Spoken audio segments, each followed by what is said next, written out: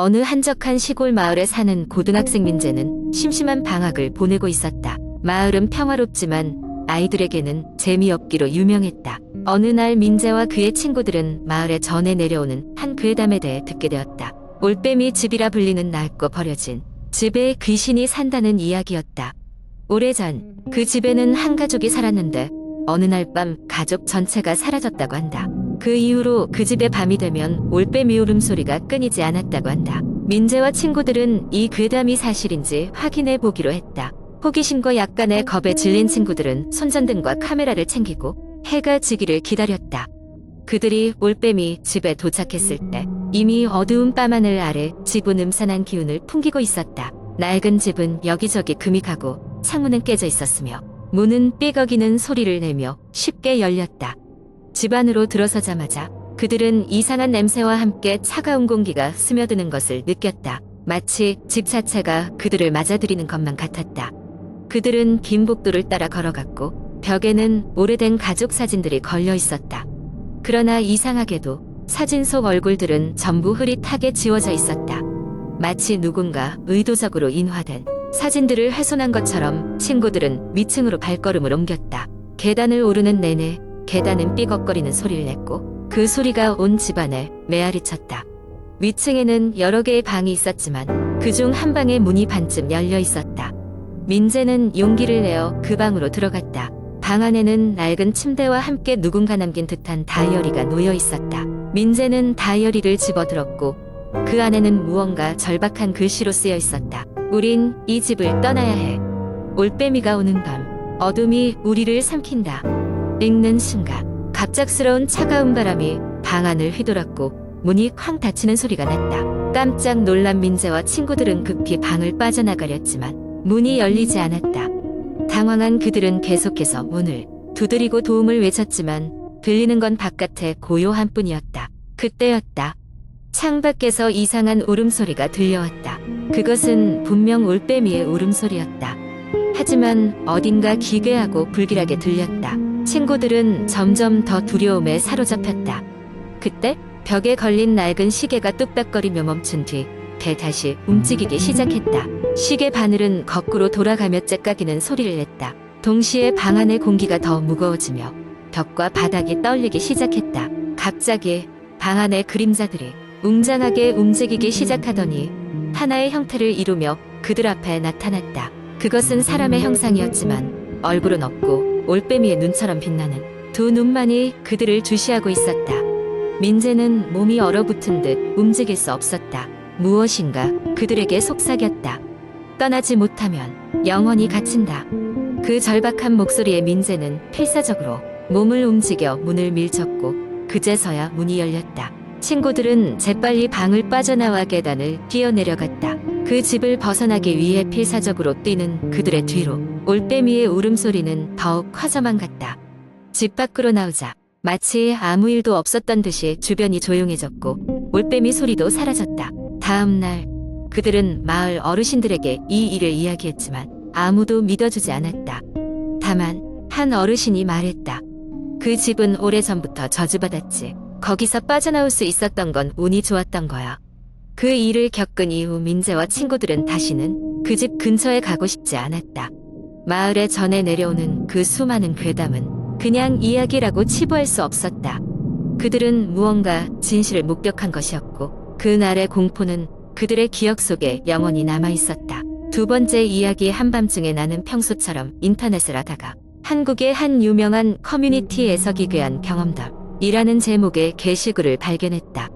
호기심이 발동한 나는 클릭해보았고 그곳에는 억울하게 근무를 하다 겪은 한 남자의 섬뜩한 이야기가 펼쳐졌다. 그 남자는 이름이 수연으로 서울 근교의 작은 마을에 있는 오래된 회사에서 회계사로 일하고 있었다. 회사는 20세기 초중반에 세워진 건물에 위치해 있었는데 옛 건물의 특성상 어디서나 삐걱거림이 들려오는 곳이었다. 하지만 수연은 다른 직원들처럼 그 소리쯤은 무시하는 법을 배워나갔다. 어느 날 수연은 중요한 마감 기한을 맞추기 위해 혼자 야근을 하게 되었다. 직원들이 모두 집으로 돌아가고 사무실은 정적에 휩싸였다. 키보드 소리와 마우스 클릭 소리만이 사무실을 메우고 있을 즈음 수연은 뭔가 잘못된 느낌을 받기 시작했다. 처음에는 그저 건물의 노후화 때문에 생긴 소리라고 생각했다. 하지만 시간이 흐를수록 점점 더 또렷하게 들려오는 이상한 소음은 그를 신경 쓰이게 만들었다. 자정이 가까워졌을 무렵 수연은 화장실을 가기 위해 자리에서 일어났다. 복도를 지나쳐 화장실에 가는 길은 평소와 같이 길고 어두웠다. 그런데 그는 복도를 걸어가던 중 뒷목을 스치는 소름에 섬뜩해졌다. 마치 누군가가 자신을 바라보고 있는 것만 같은 느낌이 들었다. 그는 돌아보았지만 아무것도 없었다. 다만 형광등의 깜빡임만이 삭막한 복도에 들이우고 있었다. 불안함을 애써 무시하고 화장실을 다녀온 수연은 돌아오는 길에 문득 복도 끝에 있는 창문 쪽을 보았다. 창문 유리에 무언가가 비치고 있었다. 처음에는 그것이 건너편 건물에서 새어나온 불빛이나 그림자라고 생각했지만 점점 그것이 사람의 형체를 하고 있다는 것을 깨달았다. 두려움에 질린 수연은 빠르고 조심스럽게 자신의 자리로 돌아와 서둘러 일을 마무리하기 시작했다. 그때 갑자기 그의 컴퓨터 화면이 깜빡이기 시작하더니 화면에 이상한 그림이 나타났다. 그것은 눈이 없는 얼굴이었다. 그는 그 얼굴이 자신에게 말을 걸고 있는 것 같은 기분이 들었다. 그 순간 사무실 전체가 갑자기 찬 공기로 휩싸였고 누군가 그의 바로 뒤에 서 있는 것 같은 무거운 기운이 그를 짓눌렀다. 수연은 온몸에 소름이 돋아 급히 모니터를 껐다. 공포에 사로잡혀 모든 것을 억지로 무시하고 있는 그때 그의 주변에 있는 전자 기기들이 일제히 작동하기 시작했다. 전화기의 번호판이 스스로 눌리는 소리, 프린터에서 알 수 없는 문서가 출력되는 소리, 그리고 어디선가 기계 소음이 들리기 시작했다. 놀라고 겁에 질린 수연은 사무실을 벗어나기 위해 서둘러 짐을 챙겼다. 회사 문을 나서는 순간 비상등 불빛 아래에서 다시 한번 그 길고 드넓은 복도를 지나가야 했다. 하지만 이번엔 더욱 더 으스스한 기분이었다. 컴퓨터의 화면에 비쳤던 눈 없는 얼굴이 복도의 모든 벽면에서 자신을 지켜보고 있는 것만 같았다. 밖으로 나와 회사 문을 잠그고 나서야 수연은 안도의 한숨을 내쉴 수 있었다. 그는 아무 일이 없었던 것처럼 최대한 침착하게 집으로 돌아갔다. 그 후로도 수연은 자주 회사에서 이상한 현상을 겪었지만 그는 그 누구에게도 말하지 않았다. 다만 그 소름 끼치는 경험을 인터넷에만 기록했을 뿐이었다. 그 게시글의 마지막에는 수연이 지금도 그 회사에서 일하고 있다는 짧은 메모가 덧붙여져 있었다. 이야기가 끝나고 나서야 나는 손에 차가운 땀이 배어 있다는 것을 느꼈다. 본 적 없는 기운에 둘러싸인 공간에서 밤늦게까지 혼자 남아 일을 해야 하는 현실이 소름 끼쳐 보였다. 수연의 이야기가 진실인지 아니면 과장된 것인지 알 수는 없었지만 한 가지 분명한 것은 그 글이 보는 이로 하여금 한동안 잊을 수 없는 공포를 선사했다는 것이다. 세 번째 이야기. 몇 해 전 나는 서울 외곽의 조용한 시골 마을로 이사했다. 대도시의 번잡함에서 벗어나고자 한 선택이었다. 이곳은 인구가 많지 않았고 밤이 되면 온 마을이 고요해졌다. 이사한 첫날 밤 나는 설레는 마음으로 새로운 집의 침대에 누웠다. 밤이 깊어지고 잠들려고 할 즈음 갑자기 창문 쪽에서 낮게 웅웅거리는 소리가 들려왔다. 바람 소리인 줄 알았지만 그 음은 점점 더 또렷해졌고 어느 순간에는 마치 누군가가 창문을 긁고 있는 듯한 기분이 들었다. 나는 용기를 내어 창문을 열어보았으나 바깥에는 아무것도 보이지 않았다. 이상하긴 했지만 피곤했던 나는 다시 잠들려 있었다. 다음 날 아침 이웃들과 조금 친해지면서 이웃 아주머니에게 어젯밤 이야기를 꺼내자 아주머니는 갑자기 얼굴이 어두워지더니 조용히 말했다.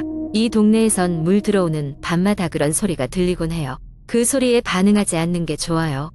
말이 끝나기가 무섭게 아주머니는 급히 다른 이야기로 화제를 돌렸다.